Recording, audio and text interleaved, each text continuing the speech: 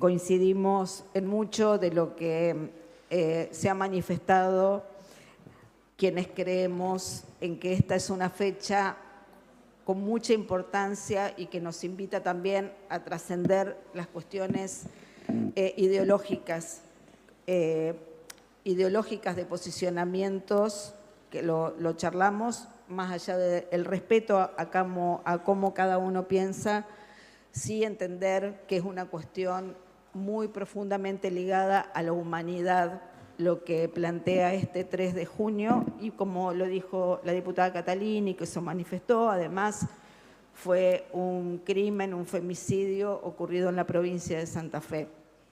La verdad es que yo siempre digo, es un tema que a mí, como a muchas, me atraviesa profundamente, no por una cuestión personal, sino por la vivencia de tener responsabilidad para resolver situaciones, de estar en el lugar de tener que tomar decisiones que impactan en la vida de otra persona, y justamente vida o no vida, ¿no? En este caso. Quiero primero, porque la diputada Ximena Sola, lamento que no esté, pero hablaba de la baja de los femicidios a nivel nacional.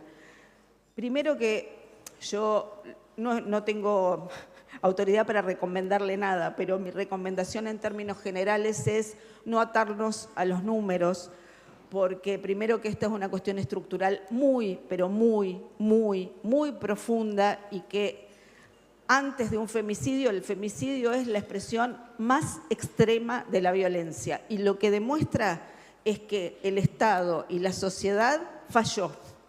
Y cuando digo sociedad no es por cargar tintas en los civiles, no es por cargar tintas en toda la comunidad, pero sí decir, hay responsabilidades, hay que hablar de estos temas, a mí me gustaría mucho escuchar a los varones, más allá del diputado Argañarás, porque los varones también tienen mucho que decir y también tienen mucho para hablar de este tema, para interpelarnos respecto a prácticas. Muchas veces se entiende que cuando nosotros decimos, bueno, hablemos de este tema, debatamos, profundicemos, estamos diciendo, poniéndonos en un pilar superior. No, porque la verdad que esto es algo en que cada uno de nosotros y cada una de nosotros tiene que interpelar sus propias prácticas, porque formamos parte de una sociedad que tiene determinadas cuestiones culturales. Yo hoy daba como ejemplo esta cuestión de que en los años 60 las mujeres ingresamos masivamente al mercado laboral en el mundo, pero no fue lo mismo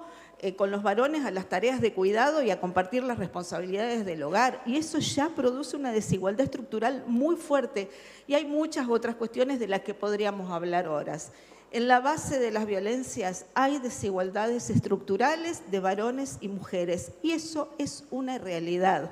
Después podemos debatir, por ahí hay personas que entienden que eso está bien, y está bien que piensen de esa manera, más allá de que nosotros no lo compartamos. Pero eso tiene efectos muy concretos en la sociedad. Y decía de la diputada Sola, que quiero decirle, por otro lado, que sí hubo una baja, pero que esa baja que hubo a nivel nacional fue en la provincia de Buenos Aires, donde vive el 40% del país, y que es la única justamente que mantuvo un ministerio, que lleva 6 años y medio de políticas activas de prevención y atención en violencias. Pero por otro lado, en esos números y en esos datos vemos que subieron las tentativas, que creo que lo dijo la diputada Balaguer, lo que quiere decir que esas violencias existen, pero que ahí está el valor de llegar antes.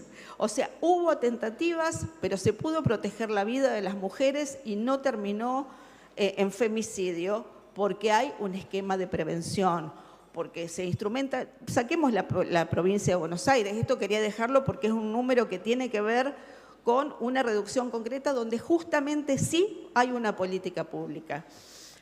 También digo, nosotros, la gestión de Omar Perotti, tuvimos un ministerio y la verdad que para nosotros no es bueno que se haya eliminado, más allá de las acciones que mencionaba la diputada Di Stéfano. La verdad que tener un ministerio tiene que ver con darle institucionalidad a una política concreta. Nosotros, además, decíamos, debe ser el único ministerio en el cual todos trabajamos para que deje de existir, porque si deja de existir, quiere decir que las desigualdades son tolerables, son las desigualdades que contiene la misma sociedad. Hoy esto no es así, porque hay que trabajar la autonomía económica, porque hay que dar respuestas a un montón de cuestiones, y no es lo mismo tener un segundo, tercer nivel de atención, más allá de la idoneidad, del compromiso de quienes estén, que tener una persona que esté al mismo nivel que el resto de los ministerios, de los ministros y ministras, porque establece un diálogo de par a par donde no hay que esperar que la persona que está hable con otro, o no hay prioridades que compartir, porque yo entiendo, y la ministra Tejeda tiene mucho compromiso y la rescato, más allá de las diferencias, no es que la rescato, la reconozco, pero tiene que decidir muchas veces cuando hay distinta disponibilidad de recursos y atiende situaciones alimentarias de otros grupos sociales, de niñez, y hay acciones que es necesario, nosotros decíamos siempre esta cuestión, institucionalización, transversalización de las políticas, porque hay mucho que transversalizar y tomar decisiones al mismo nivel de diálogo con todos los ministerios, la obra pública. Hay un montón de cuestiones que es para largo, ¿no? Y territorialidad. Territorialidad en la perspectiva de qué pasa, no definir una cuestión a nivel central, a nivel del gobierno de la provincia e instrumentarla en el territorio. Muy por el contrario, tomar las iniciativas y las realidades de cada territorio. Ese fue el sentido de los puntos violetas. Puntos violetas que digo, hemos visto durante los 4 años anteriores a muchas personas, diputadas, diputados, criticar, y la verdad que hoy saludamos que hayan pasado de sacarse una foto diciendo esto es una cáscara vacía, a que realmente se le dé el sentido que este gobierno defina, obviamente porque para eso fue votado por la gente. ¿Por qué digo esto? Porque cuando nosotros tomamos esta decisión y la tomamos en un contexto muy complejo, porque se recordarán todos que el gobierno de Omar Perotti fue el único que asumió con un presupuesto votado por la legislatura anterior, que no reflejaba el plan de gobierno, por supuesto, pero además de eso no contemplaba. El tema de género estaba en 2 subsecretarías. Obviamente hubo un desafío desde lo presupuestario, desde los lineamientos que se trabajaron, y la verdad que se logró construir bastante institucionalidad en ese contexto tan complejo de pandemia, lo que decimos siempre, el inicio en esa situación, y hubiéramos querido que se le dé continuidad, pero sobre todo hubiéramos querido que se le dé continuidad a los trabajadores y trabajadoras que pusieron el cuerpo con esos inicios tan complejos donde no había forma de tenerlos dentro de un esquema que fuera, perdón, del esquema de trabajadores y trabajadoras, se inició con un programa. Y la verdad es que a mí, más allá de no coincidir con un montón de cuestiones respecto a la política de recursos humanos del gobierno, pero verlo muy suelto de cuerpo al gobernador decir, sí, la verdad que nosotros tenemos muchos asistentes técnicos porque son personas que vienen conmigo y se van conmigo. Nosotros teníamos 300 y pico, 400, no sé cuánto hay ahora porque como la información no es mucha. Y la verdad que lamento profundamente que todas esas personas, que son cuestiones muy específicas, que requieren mucha formación, mucho compromiso, mucho trabajo, hoy estén precarizadas porque nosotros los dejamos en planta permanente, se dieron de baja esos decretos, ya sabemos todo lo que pasó, no solamente en este caso, y en muchos casos para poder sostener esas políticas públicas, porque las políticas las hace la gente, se los contrató como asistentes técnicos. Entonces, personal precarizado para atender a un sector tan vulnerable como el tema de las mujeres. Digo, a veces cuesta, porque uno dice Estado presente, respuestas del Estado. La verdad que yo sé que todos y todas quienes estamos acá somos buenas personas, tenemos buenas intenciones y en esto coincidimos, en esto lo que decía de la humanidad. Lo que pasa es que hacía referencia al hecho de tener que estar en un sitio tomando decisiones. Y más allá de la responsabilidad de los funcionarios y las funcionarias, los que toman decisiones difíciles en ese contexto son los trabajadores y trabajadoras. Como recibir un llamado, por ejemplo, a la Guardia de Atención Telefónica. Y yo acá quiero decir algo. Yo reconozco que hicimos mucho, construimos mucho en base a lo que estaba construido. Como soy una persona mayor, fui parte de la creación de la primera área de la mujer en el gobierno de la provincia. Entonces, acá hay mucho construido y eso es muy importante. La Guardia de Atención Telefónica fue creada por la gestión anterior, que son personas, trabajadores y trabajadoras, que atienden el teléfono cuando hay una situación de complejidad. No es el 144, es otro sistema. Y muchas veces hay que tomar decisiones ante una situación de violencia de una mujer en un contexto de narcocriminalidad. ¿Qué hacemos? Porque la provincia tiene casas de protección, que obviamente no se sabe dónde están, porque si no, no tendría sentido. Ahora, ante un contexto como eso, ¿qué se hace? A esa mujer, que hay un bien a proteger, que es la vida de esa mujer. ¿A dónde se la lleva? ¿A qué lugar? A que muchas veces está con sus hijos e hijas, porque no es una mujer sola. A esa casa de protección y se pone en riesgo la vida de todas las demás porque puede haber un ajuste de cuentas. O sea, doy como ejemplo esto porque ese es el Estado presente, eso es lo que atiende, además de muchas otras cuestiones. Esos son los trabajadores y trabajadoras que son la memoria institucional y quienes garantizan la continuidad de esas políticas que no dependen de una cuestión ideológica, dependen de un programa que tenga relación con estas cuestiones. Y otra cosa más, y digo, esto se habló mucho hoy también del tema del fiscal y de la justicia. Bueno, nosotros teníamos un decreto del gobernador Perotti, que sigue vigente, por suerte, que es el curso obligatorio en perspectiva de género para todos quienes quieran ingresar al Poder Judicial.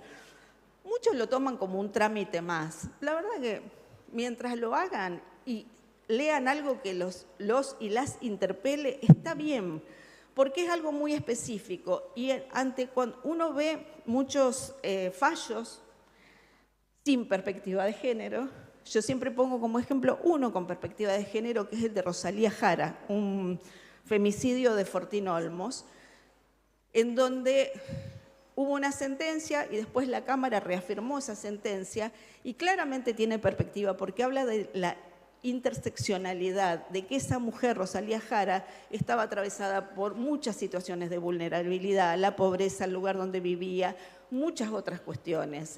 La verdad que ese es el ejemplo y eso tiene que ser una política de Estado en la formación para poder garantizar esas sentencias. En esto digo, hay una cuestión que me gustaría decía la opinión de los varones o sus posicionamientos, porque me parece que eso es muy interesante y es muy importante porque la construcción es colectiva. Esto no son cuestiones individuales o de índole privada, eso ya por suerte se superó y más allá de las cuestiones en donde nos paremos, es historia, esto es algo que tiene que ver con cosas mucho más profundas.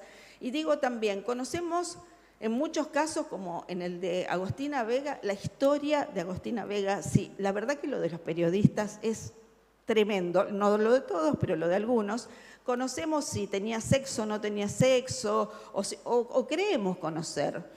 Hablamos de la nena, por favor. Bueno, la verdad que en muchos casos es muy difícil conocer o no nos acordamos de los nombres de los femicidas. Por eso yo quiero decir, Manuel Ignacio Mancilla, el femicidio de Chara Páez Rufino, condenado. Digo por esta cuestión de que tienen que ser condenados y no hacer cursos. No, los cursos son para otras personas, no para los femicidas.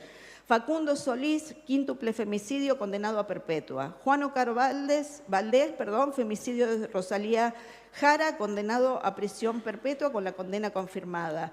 Gabriel Ezequiel Galeay, femicidio transvesticidio de Adriana Cuqui Boneto en San José del Rincón, condenado a prisión perpetua. César Oscar Pérez, femicidio de Marcela Analía Maidana de Recreo, condenado a prisión perpetua. Adrián Norberto Pérez Tica, femicidio de Roxana Rochen, oriunda de Granadero Baigorria, condenado a perpetua.